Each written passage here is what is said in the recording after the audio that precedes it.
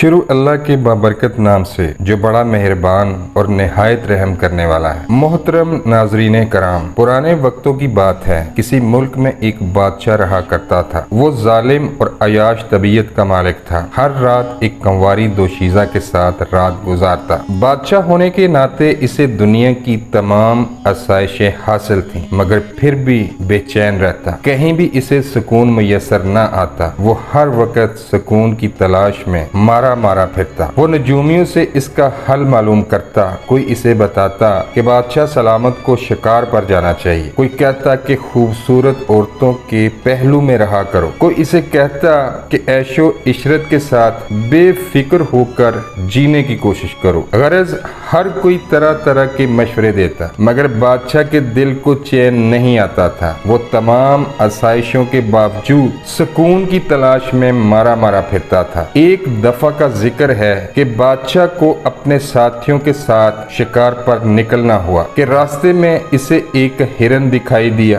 بادشاہ کو وہ ہرن بہت پسند آیا۔ بادشاہ اس ہرن کو شکار کرنے کا سوچنے لگا۔ بادشاہ اس ہرن کو شکار کرنے کے لیے اس کے پیچھے بھاگنے لگا۔ بھاگتے ہرن بادشاہ کو ایک ویرانے میں لے گیا۔ یوں بادشاہ اپنے سپاہیوں سے بچھڑ گیا۔ اسی ویرانے میں چلتے بادشاہ کو ایک غار دکھائی دیا۔ بادشاہ اس غار میں داخل ہو گیا۔ غار میں ایک سمت سے آواز آ رہی تھی۔ بادشاہ اس آواز کی طرف بڑھا۔ وہاں ایک بزرگ اور اس کی بیٹی دکھائی دی۔ بزرگ اپنی بیٹی سے کچھ کہہ رہا تھا۔ بادشاہ چھپ کر اس بزرگ کی باتیں سننے میں مشغول ہو گیا۔ بزرگ اپنی بیٹی سے کہہ رہے تھے کہ اللہ بڑا مہربان ہے، اس کی رحمت نے ہر چیز کا احاطہ کر رکھا ہے۔ وہ کب کس کی غلطیوں کو معاف کر کے اسے اپنی راہ میں چن لے یہ کوئی نہیں جانتا۔ بادشاہ نے جب وہ لڑکی دیکھی تو وہ بادشاہ کی نظر کو بھا گئی۔ لڑکی کو دیکھتے ہی بادشاہ نے بزرگ سے کہا، یہ لڑکی مجھے پسند آ گئی ہے، میں اسے اپنے ساتھ لے کر جاؤں گا اور محل میں اپنے ساتھ رکھوں گا۔ بزرگ بادشاہ کو سمجھانے لگے کہ یہ میری اکلوتی اولاد ہے اور میرے بڑھاپے کا سہارا ہے، لہٰذا تم اسے میرے پاس رہنے دو۔ مگر بادشاہ نے بزرگ کی ایک نہ سنی اور لڑکی کو اپنے ساتھ محل لے گیا۔ بادشاہ نے محل پہنچتے ہی اپنے خادم خاص کو حکم دیا کہ اس لڑکی کو آج رات ہی تیار کر کے بادشاہ کے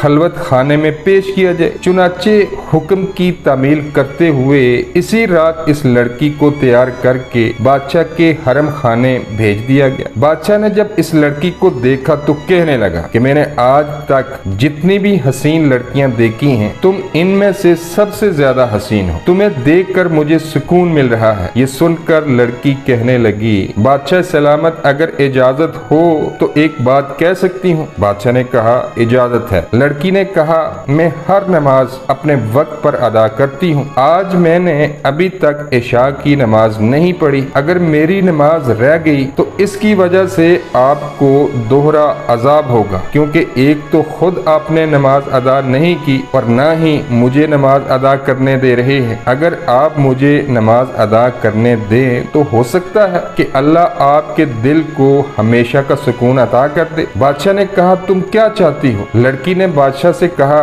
میں ایک بار نماز ادا کر لوں، پھر جو آپ کا دل چاہے وہ میرے ساتھ کر لینا۔ بادشاہ نے لڑکی کی پیشکش کو قبول کر لیا۔ لڑکی نے وضو کیا، نماز پڑھی اور اللہ کے حضور دعا کرنے لگی کہ اے اللہ، تو جانتا ہے کہ مجھے آج تک کسی نامحرم نے چھوا تک نہیں، لہٰذا تو میری اس بادشاہ سے جان چھڑا دے۔ لڑکی نماز پڑھنے لگی تو بادشاہ بستر پر ہی لیٹا لڑکی کا انتظار کرنے لگا اور وہیں بادشاہ کو نیند آ گئی۔ لڑکی جب واپس آئی تو اس نے دیکھا کہ بادشاہ تو سو گیا ہے۔ وہ چپکے سے وہاں سے نکلی اور محل سے باہر آ گئی۔ بادشاہ نے اسی رات خواب میں اس لڑکی کو دیکھا کہ وہ لڑکی محل میں کچھ تلاش کر رہی ہے۔ بادشاہ نے خواب میں ہی اس سے پوچھا، تم کیا تلاش کر رہی ہو؟ تو وہ کہنے لگی، میں ہرن تلاش کر رہی ہوں۔ بادشاہ نے جب یہ سنا تو غصے سے چلانے لگا کہ محل میں ہرن کہاں سے آ گیا؟ ہرن تلاش کرنا ہے تو جنگل جاؤ۔ لڑکی بادشاہ کی بات سن کر کہتی ہے، اگر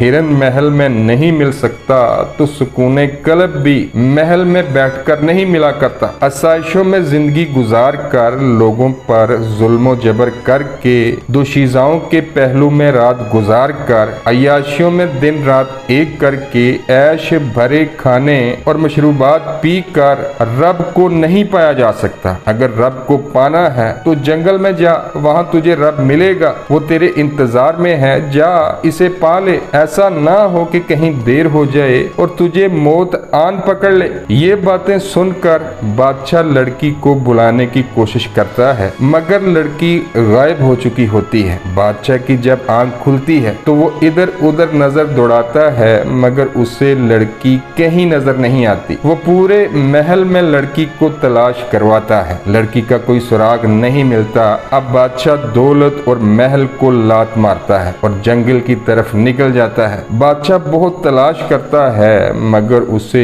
वो लड़की और बुजुर्ग दोबारा नहीं मिलते। एक दिन बादशाह यूं ही फिर रहा होता है कि उसे जंगल में वही बुजुर्ग नजर आते हैं। अब बादशाह भी बिल्कुल किसी फकीर की तरह नजर आता है। बादशाह बुजुर्ग से कहता है कि आज से कुछ साल पहले जब मेरे पास महल था, दौलत के अंबार थे, दोशीज़ाएं थीं और तरह तरह के खाने मुयस्सर थे, मगर मेरे पास सुकून नहीं था। आज मेरे पास पहनने को एक गंदा कपड़ा है और अगर एक वक्त की रोटी मिलती है तो दूसरा वक्त फाका करना पड़ता है। मेरे पास पहनने को जूता भी नहीं है, लेकिन अब मेरा दिल मुकम्मल पुरसुकून है और मैं मुतमिन और खुशो खुर्म जिंदगी गुजार रहा हूँ। बुजुर्ग ने कहा, पहले तू जाग रहा था, तेरा ज़मीर मर चुका था और तेरा ईमान सो चुका था। अब तेरा दिल सो गया है और तेरा ईमान जाग गया है और ज़मीर की आवाज तुझे जगाने लगी है, तो जाहिर है तेरे पास सुकून की ही दौलत होगी। याद रखो, जितनी बड़ी कुर्बानी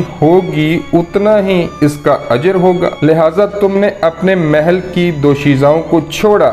जा, मेरी नेक बेटी तेरे साथ निकाह के इंतजार में कब से बैठी है, जा तू इससे निकाह कर ले। ये सुनकर बादशाह बहुत खुश हुआ और इस लड़की के साथ अपने वतन वापस लौट गया और आम लोगों की तरह जिंदगी गुजारना शुरू कर दी। लोगों ने जब इसे देखा कि एक जालिम बादशाह राह रास्त पर आ गया है और लोगों के साथ इंतहाई अच्छा सलूक करता है, तो लोगों ने इसरार किया कि आप दोबारा इस मुल्क के बादशाह बन जाएं, क्योंकि आपके जाने के बाद किसी में भी इतनी शक्त और काबिलियत नहीं कि वो इस सल्तनत की हुक्मरानी संभाल सके। आपको इस मुल्क की हुक्मरानी का तजर्बा है, लिहाजा आपसे दरख्वास्त है कि आप दोबारा इस मनसब को संभाल लें। लोगों के बेजा इसरार पर वो दोबारा बादशाह बन गया, मगर इस बार वो रहम दिल हो गया था। वो अपनी रियाया पर बड़ा मेहरबान था। लोग भी इससे खुश थे। एक रात बादशाह नमाज अदा करके और अल्लाह का शुक्र अदा करके कहने लगा, मैं कितना खुश नसीब हूँ कि मुझे दोबारा हुकूमत मिली। आखिर मैंने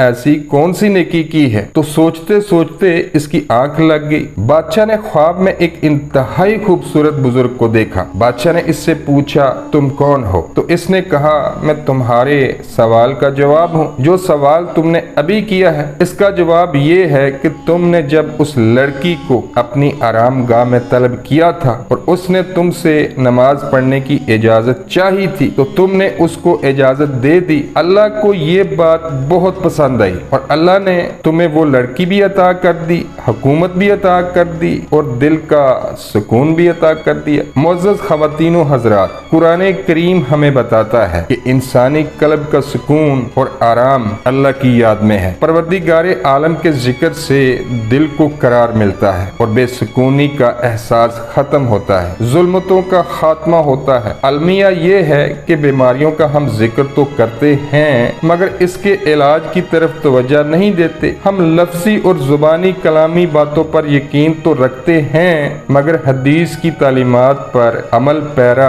होने से कतराते हैं। रब्बे करीम इरशाद फरमाते हैं, भला वो कौन है कि जब कोई बेकरार इसे पुकारता है तो वो उसकी दुआ कबूल फरमाता है और तकलीफ दूर कर देता है। नाज़रीन किराम, अगर आपको ये वाक़या पसंद आया हो तो इस वीडियो को लाइक करें और चैनल सब्सक्राइब करें ताकि आपको हमारी आइंदा आने वाली वीडियोस का नोटिफिकेशन मिलता रहे। जज़ाकल्लाह खैर।